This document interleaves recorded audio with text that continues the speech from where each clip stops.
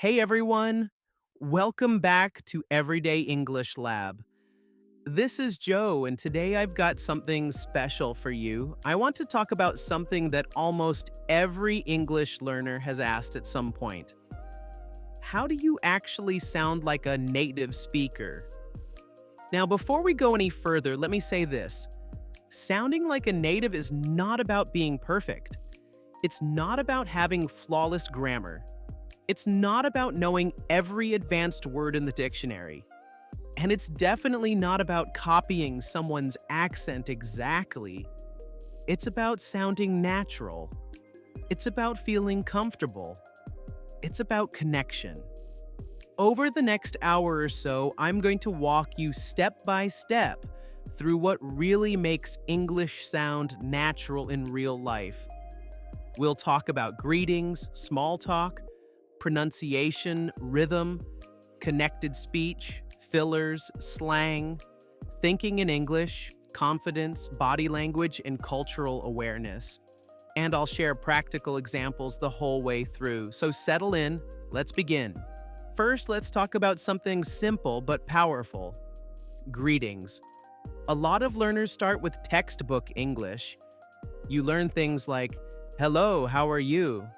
And the answer is, "I am fine, thank you. And you?" Now let me be honest with you. In real life, almost nobody talks like that. When native speakers greet each other, it's usually much more relaxed. It sounds like, "Hey, how's it going? What's up? How are things? Hey, morning. You good?" Sometimes it's just a smile and a nod. And here's something important. When someone says, "What's up?" they usually don't actually want a detailed explanation of your life. It's just another way of saying hello. If someone says, "How's it going?" a totally natural answer might be, "Not much. Pretty good. Can't complain. Just surviving. Same old, same old." That last one, same old, means nothing new is happening. Life is normal, routine. These small, casual expressions are your first step towards sounding natural. They help you blend in. They make you feel less nervous because you're speaking the way people actually speak. And ending conversations is just as important. Instead of goodbye, you'll hear, "See you. See you later. Catch you later. Take care. I gotta run. Talk soon." "I gotta run" just means I have to leave. It's fast, casual, and very common. Already you can see something important. Natural English is simple. It's not fancy, it's not formal, it's relaxed. Now let's move to the next big idea. Small talk. Small talk is the oil that keeps conversations moving. It's what people use when there's nothing serious to discuss. And it's incredibly important in English-speaking cultures. People talk about the weather all the time. "Looks like it might rain. It's freezing today. Beautiful day, huh?" They talk about weekends. "Any plans for the weekend? How was your weekend? Do anything fun?" They comment on the environment. "This place is packed. That coffee smells amazing. It's really quiet today." None of this is deep. None of it is intellectual. But it builds connection. If you're at work, you might say, "How's your day going? Busy morning? Everything going okay?" And here's another important point. You don't need long answers. If someone says, "How are you?" you can say, "Good, thanks. You?" "Not bad. Could be better. Pretty tired, actually." That's it. Keep it simple.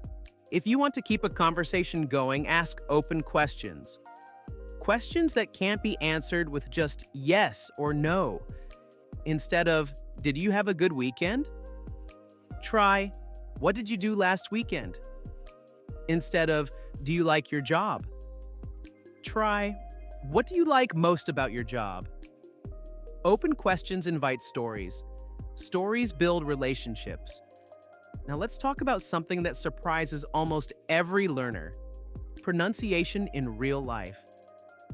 When you first learn English, you pronounce every word clearly and separately. I am going to eat. Did you eat yet? I want to go home. But that's not how people actually talk. English is connected. It flows. It's like music. I am going to eat becomes I'm gonna eat. Want to becomes wanna. I want to go home becomes I wanna go home. Did you often sounds like did ya. Did you eat yet can sound like did ya eat yet, or even jeet yet. Give me becomes gimme. Going to becomes gonna. Got to becomes gotta. These are not mistakes. They're normal spoken English. Another important feature is linking. When one word ends in a consonant and the next begins with a vowel, they connect. Pick it up sounds like pick it up. Turn off sounds like turn off. Caller can sound like caller. When you first hear this, it feels like native speakers are talking too fast. But they're not necessarily speaking faster. They're connecting words. Here's a simple practice technique: shadowing. Find a short clip from a podcast, show, or interview. Pause after one sentence. Repeat it exactly. Match the rhythm. Match the stress. Match the tone. Which brings us to rhythm and intonation. English is stress-timed. That means some words are strong and others are weak. Take this sentence. They says, I want to go to the store. The stressed words are want go store. The small words, to, the, are quick and soft. It sounds like I want to go to the store. That rhythm is what gives English its natural sound. Now let's talk about intonation. For yes/no questions, your voice usually rises at the end. Are you coming? Did you finish? For information questions, your voice often falls. Where are you going? What are you doing? Statements usually fall at the end. I'm going home. That sounds good. If your intonation is flat, your English can sound robotic. But when your voice rises and falls naturally, you immediately sound more confident. Now we move into one of my favorite topics: fillers. Fillers are small words and sounds that don't carry much meaning, but they make speech feel natural. Well, like, you know, I mean, actually, basically, sort of, kind of, I guess. Let me show you the difference without fillers. Yesterday, I went to the store. I bought fruit. I saw my friend. We talked. Then I went home. Clear, but robotic. With fillers. Yesterday, I went to the store and I bought some fruit. And then I saw my friend, and we talked for a bit. Then I went home. That sounds human. Fillers give you time to think. They soften your speech. They make you sound relaxed. Don't overuse them. But don't be afraid of them either. Now let's talk about slang. Slang changes over time, but some words are very common. Cool. Awesome. No way. Dude. Chill. Hang out. I'm broke. I'm beat. That's sick. That's lit. I'm broke means you don't have money. I'm beat means you're very tired. That's sick can mean something is amazing. I gotta bounce means you have to leave. Slang makes English feel alive. But here's my advice. Don't memorize huge lists. Just notice what you hear often and start there. Next, let's discuss something that truly changes everything: thinking in English. Many learners translate in their head. Question in English. Translate to native language. Think of answer, translate back to English, speak. That process is slow. To become fluent, you have to shorten that gap. Start small. When you wake up, describe your actions in English. I'm brushing my teeth. I'm making coffee. I'm getting dressed. When you walk outside, I see a dog. That car is loud. It's windy today. If you don't know a word, describe it. Forget umbrella, say, the thing you use when it rains. That skill is called paraphrasing, and it's powerful. Also, learn quick response phrases. Really? No way. Seriously? That's cool. Sounds good. I see. Oh, okay. Nice. These keep conversations moving. Fluency isn't about long speeches. It's about fast, natural responses.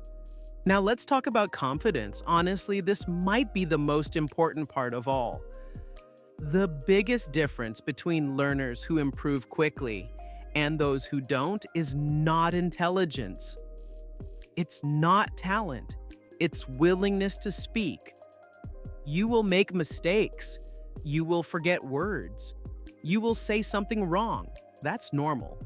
Even native speakers make mistakes. Confidence grows with action. Every conversation builds it. Set small goals. Today, I'll start one conversation. Today, I'll use 3 new phrases. Celebrate small wins. Record yourself speaking. Listen back. You might sound better than you think. And remember body language. Smile. Make eye contact. Nod when listening. Use your hands naturally. Communication is not just words. Cultural awareness matters too. In English-speaking cultures, small talk is common. Humor is common. Light teasing between friends is normal. Compliments are frequent. If someone says, "Nice job," "Great presentation," "I like your jacket," just say, "Thanks." "Thank you, I appreciate it." Politeness is important. Use, "Please," "Thank you," "Would you mind," "Could I," instead of, "Give me that." Say, "Could I borrow that, please?" It's softer, more respectful.